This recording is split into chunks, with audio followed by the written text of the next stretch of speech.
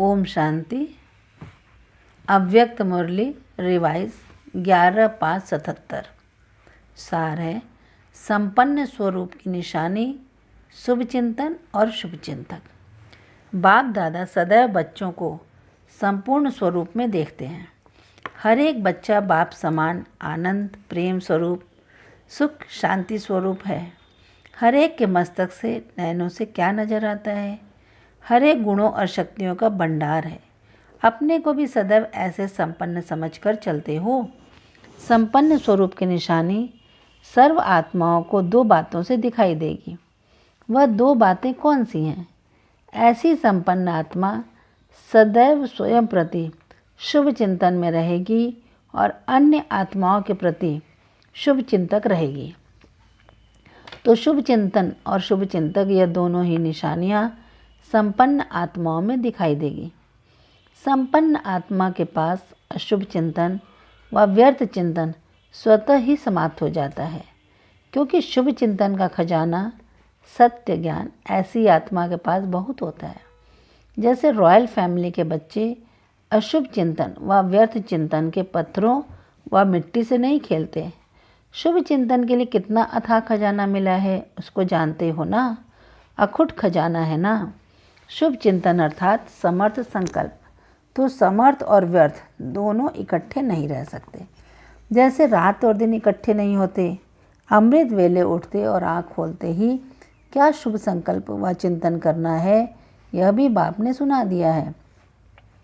जैसे अमृत वेले शक्तिशाली बाप के स्नेह सहित शुभ संकल्प करेंगे, वैसा ही सारे दिन पर प्रभाव पड़ेगा, क्योंकि अमृत वेला आदिकाल है, सतो प्रधान समय है।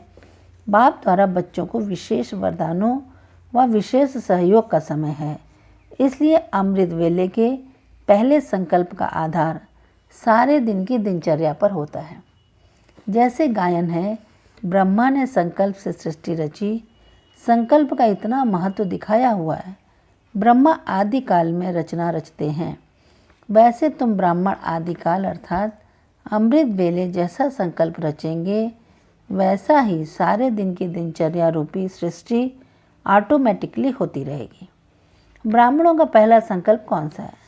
उस समय कौन सी स्टेज होती है? बाप समान स्थिति में स्थित हो मिलते हो ना। आँख खोलते कौन सा संकल्प आता है? बाप के सिवाय और कोई दिखाई देता है? जब गुड मॉर्निंग करते हो तो बच्चा समझ बाप को गुड मॉर्निंग करते हो ना। तो बच्चा अर्थात मालिक, और बाप भी बच्चों को क्या रिस्पॉन्ड करते हैं? बालक सो मालिक बच्चे, बाप के भी सिरताज बच्चे। तो पहला ही संकल्प समर्थ हुआ ना। पहली मुलाकात बाप से होती है और पहले मिलन में बाप हर रोज समान भाव का वरदान देता है, जिसमें सब वरदान समाये हुए हैं। तो जिसका आरंभ ही इतना महान हो तो उसका सारा दिन कैसा होगा? व्यर्थ हो सकता है। लेकिन ऐसी श्रेष्ठ मुलाकात सदा कौन कर सकते हैं, जिसका संकल्प भी बाबा और संसार भी बाबा है। ऐसे बाप के समीप बच्चों की मुलाकात समीप से होती है। नहीं तो समीप की मुलाकात नहीं, लेकिन सामने की मुलाकात होती है। सब बच्चे मुलाकात जरूर करते हैं, लेकिन नंबर 1 बच्चे समान स्वरूप से समीप अर्थात साथ का अनुभव करते हैं। साथ भी इतना जैसे कि दो नहीं लेकिन एक हैं। सेकंड नंबर बाप के स्नेह को, बाप के वरदानों को, बाप के मिलन को समान स्वरूप से नहीं लेकिन समान बनने के शुभ संकल्प स्वरूप होकर मिलते हैं। सम्मुख का अनुभव अर्थात बाप से सर्व प्राप्ति हो रही है, ऐसी अनुभूति करते हैं। तो फर्स्ट नंबर समान बनकर मिलते, सेकंड नंबर समान बनने के संकल्प से मिलते हैं। तीसरे नंबर की तो बात ही नहीं पूछो। तीसरे नंबर वालों की लीला विचित्र होती है। अभी अभी बच्चा बन मिलेंगे और अभी अभी मांगने वाले बन जाएंगे। बहुरूपी होते हैं, कभी किस रूप में मिलेंगे, कभी किस रूप में। तो बच्चों में भी मिलन मनाने में नंबरवार हो जाते हैं। लेकिन जिनका संकल्प सदा श्रेष्ठ है अर्थात बाप के समान स्वरूप का मिलन है, उन्हों का अमृत वेले का पहला संकल्प सारे दिन की दिनचर्या पर प्रभाव डालता है। ऐसी आत्माएं निरंतर शुभ चिंतन में स्वतः ही रहती हैं। सेकंड नंबर स्वतः नहीं रहते, लेकिन बार बार अटेंशन रखने से शुभ चिंतन में रहते। तीसरा नंबर शुभ चिंतन और व्यर्थ चिंतन दोनों युद्ध में रहते, कब विजयी कब दिल शिकस्त हो जाते। सदा शुभ चिंतन में रहो, उसका साधन सुनाया आदिकाल का समर्थ संकल्प। ऐसे शुभ चिंतन में रहने वाला सारे दिन में संबंध संपर्क में आई हुई आत्मा प्रति सदा शुभ चिंतक रहता है। कैसी भी कोई आत्मा, चाहे सतोगुणी चाहे तमोगुणी, संपर्क में आवे, लेकिन सभी के प्रति शुभ चिंतक अर्थात अपकारी के ऊपर भी उपकार करने वाले। कभी किसी आत्मा के प्रति घृणा दृष्टि नहीं होगी, क्योंकि जानते हैं कि अज्ञान के वशीभूत हैं, अर्थात बेसमझ बच्चा है। बेसमझ बच्चे के कोई भी कर्म पर घृणा नहीं होती है, और ही बच्चे के ऊपर रहम व स्नेह आएगा। ऐसा शुभ चिंतक सदैव अपने को विश्व परिवर्तक, विश्व कल्याणकारी समझते हुए आत्माओं के ऊपर रहम दिल होने के कारण घृणा भाव नहीं, लेकिन सदा शुभ भाव और भावना रखेंगे। इसी कारण सदा शुभ चिंतक होंगे। इसने ऐसा क्यों किया यह नहीं सोचेंगे, लेकिन इस आत्मा का कल्याण कैसे हो वह सोचेंगे। ऐसी शुभ चिंतन की स्टेज सदा रहती है। अगर शुभ चिंतन नहीं तो शुभ चिंतक भी नहीं, दोनों का संबंध है। ऐसे संबंध बनने के लक्ष्य रखने वाले इन दोनों लक्षण को धारण करो, समझा। अगर व्यर्थ संकल्प चलेंगे तो शुभ चिंतन की स्टेज ठहर नहीं सकेगी। इसलिए अपनी चैतन्य शक्ति को देखो, शुभ चिंतक बनने का अभ्यासी बनो। आपकी ही शक्तियां हैं ना जो सेवा करते हैं। ऐसे सेवाधारियों के प्रति बाप का सदा विशेष स्नेह रहता है, क्योंकि त्याग मूर्त है ना, तो त्याग का भाग्य स्वतः ही मिल जाता है। क्या और कैसे मिलता है उसको जानते हो। जैसे एक होता है मेहनत से कमाना और दूसरा होता है अचानक कोई लॉटरी मिल जाए।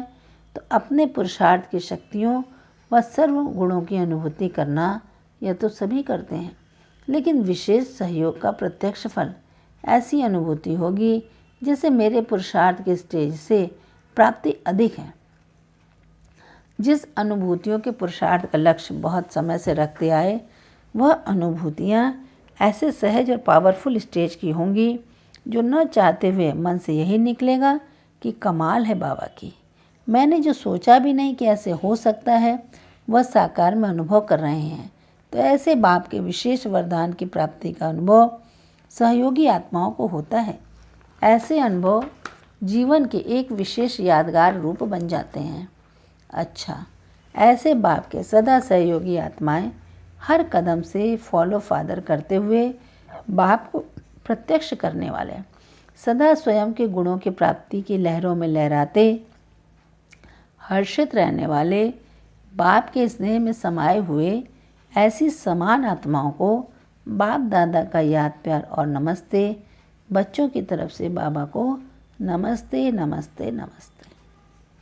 पार्टियों से सदा इन कर्मेंद्रियों से न्यारे, अर्थात अपने को आत्मा मालिक समझ बाप के प्यारे बन चलते हो। बाप के प्यारे कौन हैं? जो न्यारे हैं। बाप भी सर्व का प्यारा क्यों है? क्योंकि न्यारा है। अगर न्यारा नहीं होता, आप जैसे जन्म मरण में आता, तो सर्व का प्यारा नहीं हो सकता। तो आप भी सब बाप के प्यारे तब बनेंगे जब सदा अपने को शरीर के भान से न्यारे समझकर चलेंगे। बिना न्यारे बनने के प्यारे नहीं बन सकते। जितना जो न्यारे अर्थात आत्मिक स्मृति में रहते, उतना ही बाप के प्यारे होते। इसलिए नंबरवार याद प्यार देते हैं ना। नंबर का आधार है न्यारे बनने पर। अपने नंबर को न्यारेपन की स्थिति से जान सकते हो। बाप बच्चों की माला सिमरते हैं। माला सिमरने में नंबर 1 कौन आएंगे? जो न्यारे अथवा समान होंगे। ऐसे नहीं हम तो पीछे आए हैं, हमको कोई जानते नहीं है। बाप तो सब बच्चों को जानते हैं। इसलिए प्यारा बनने का आधार न्यारा बनना यह पक्का करो। इसी पहले पाठ के पेपर में फुल मार्क्स मिलने हैं, इसलिए चेक करो। चल रहा हूँ, बोल रहा हूँ, जो भी कर रहा हूँ वह करते हुए कराने वाला बन करके करा रहे हैं। आत्मा कराने वाली है और कर्मेंद्रियां करने वाली हैं। इसी पाठ को पक्का करने से सदा सर्व खजाने के मालिकपन का नशा रहेगा। कोई अप्राप्त वस्तु अनुभव नहीं होगी। बाप मिला, सब मिला, सिर्फ कहने मात्र नहीं, उसे प्राप्ति, सर्व प्राप्ति का अनुभव होगा। सदा खुशी, शांति, आनंद में मगन रहेगा। मिल गया, पा लिया, यही नशा रहेगा। सदा अपने स्वमान की सीट पर सेट रहते हो। स्वमान की सीट कौन सी है? ऊंचे ते ऊंचे बाप के ऊंचे बच्चे व ब्राह्मण हैं। इस श्रेष्ठ स्वमान पर सदा सेट रहते हो या सीट हिलती है? माया सीट को हिलाने की कोशिश करती है। जब हैं ही ऊंचे ते ऊंच बाप के बच्चे, तो फिर यह भूलना क्यों चाहिए? यह ब्राह्मण जन्म भी नेचुरल लाइफ है। नेचुरल लाइफ की बात भूलती नहीं, टेम्परेरी बात भूलती है। शुभ चिंतन का खजाना जो बाप देते हैं, उस खजाने का बार बार सुमिरन करना अर्थात यूज़ करना। यूज़ करने से खुशी होगी। शुभ चिंतन में रहना भी मनन है। मनन से जो खुशी रूपी मक्खन निकलेगा, वह जीवन को शक्तिशाली बना देगा। फिर कोई हिला नहीं सकता। माया हिलेगी, खुद नहीं हिलेगा। अंगद का मिसाल किनों का है? महारथियों का। तो आप महारथी हो ना। जब कल पहले नहीं हिले थे तो अभी कैसे हिलेंगे? सदा अचल, अंगद समान, सदा एकरस स्थिति में स्थित, जरा भी संकल्प में भी हिलता नहीं, यह है अंगद। सदा शस्त्रधारी बन माया का सामना करते चल रहे हो। जो शस्त्रधारी होते हैं वह सदा निर्भय होते हैं। किससे? दुश्मन से। जैसे पहरे वाला चौकीदार अगर शस्त्रधारी होता है और उसको निश्चय है कि मेरा शस्त्र दुश्मन को भगाने वाला है, हार खिलाने वाला है, तो वह कितना निर्भय हो जाता है, हो करके चलता रहता है। तो यहाँ भी माया कितना भी सामना करे, लेकिन शस्त्रधारी हैं तो माया से कभी घबराएंगे नहीं, डरेंगे नहीं, हार नहीं खाएंगे। क्यों? अर्थात सदा विजयी होंगे। तो सर्व शस्त्र सदा कायम रहते हैं। एक भी कम हुआ तो हार हो सकती है। शस्त्र है शक्तियाँ, तो सर्व शक्तियाँ रूपी शस्त्र सदा कायम रहते हैं, संभालने आते हैं। पांडवों की बहादुरी को बहुत लंबे चौड़े रूप में दिखा दिया है। शक्तियों की बहादुरी शस्त्र दिखाए हैं। पांडव सदा प्रभु के साथी थे और साथ के कारण विजयी हुए। आपको भी सदा बाप के साथ का अनुभव होता है। जब साथ का अनुभव होगा तो बाप के गुण, बाप की शक्तियाँ वह आपकी हैं। जैसे बाप रूहानी है, वैसे साथ में रहने वाले भी रूहानियत में रहेंगे। शरीर को देखते भी रूह को देखेंगे। अमृत वेले का अनुभव सभी करते हो। अगर किसी को घर बैठे लॉटरी मिले और फिर भी उसको वह छोड़ दे तो उसको क्या कहेंगे? यह भी घर बैठे लॉटरी मिलती है। अगर अभी इस लॉटरी को नहीं लेंगे तो वह दिन भी याद करेंगे। अभी यह प्राप्ति के दिन है। थोड़े समय के बाद यही दिन पश्चाताप के हो जाएंगे। तो जितना चाहो उतना लो, स्पीड तेज करो। सदैव याद रखो, अब नहीं तो कभी नहीं, आज भी नहीं लेकिन अभी। उसको कहा जाता है तीव्र पुरुषार्थी। घर चलने की तैयारी की है। तैयार होना अर्थात सब रस्सियाँ टूटी हुई हों, तो सब टूटी हुई हैं। अगर रस्सियाँ टूटी हुई होंगी तो घर जाएंगे, नहीं तो जन्म लेना पड़ेगा।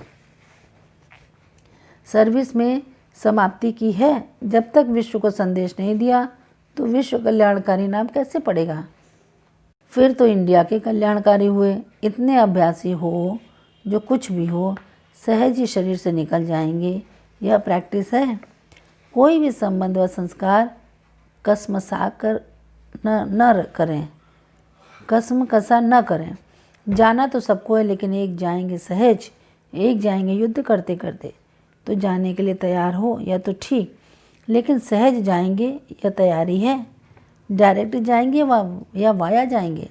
धर्मराजपुरी कस्टमपुरी है। अगर कुछ साथ में रह गया तो कस्टम में रुकना पड़ेगा। तो जाने के साथ यह भी तैयारी चाहिए। देखना कस्टम क्लियर है, पासपोर्ट आदि सब चेक करना, बैगेज सब चेक करना। अच्छा, ओम शांति। वरदान: एक ही संकल्प में स्थित हो, महातीर्थ की प्रत्यक्षता करने वाले जिम्मेवार आत्मा भव। स्पष्टीकरण: यह आबू विश्व के लाइट हाउस है। इस महातीर्थ की प्रत्यक्षता करने के लिए सर्व ब्राह्मण बच्चों का एक ही संकल्प हो कि हर आत्मा को यहाँ से ठिकाना मिले, सबका कल्याण हो। जब यह शुभ आशाओं का दीपक हर एक के अंदर जगे, सबका सहयोग हो, तब कार्य में सफलता हो। सबके मन से यह आवाज़ निकले कि यह मेरी जिम्मेवारी है। जब हर एक स्वयं को ऐसा जिम्मेवार समझेंगे, तब प्रत्यक्षता की किरण अब्बा के घर से चारों ओर फैलेगी। स्लोगन: अंतर्मुखता की विशेषता को धारण कर लो तो सर्व की दुआएं मिलती रहेंगी। अंतर्मुखता की विशेषता को धारण कर लो तो सर्व की दुआएं मिलती रहेंगी। अच्छा, ओम शांति।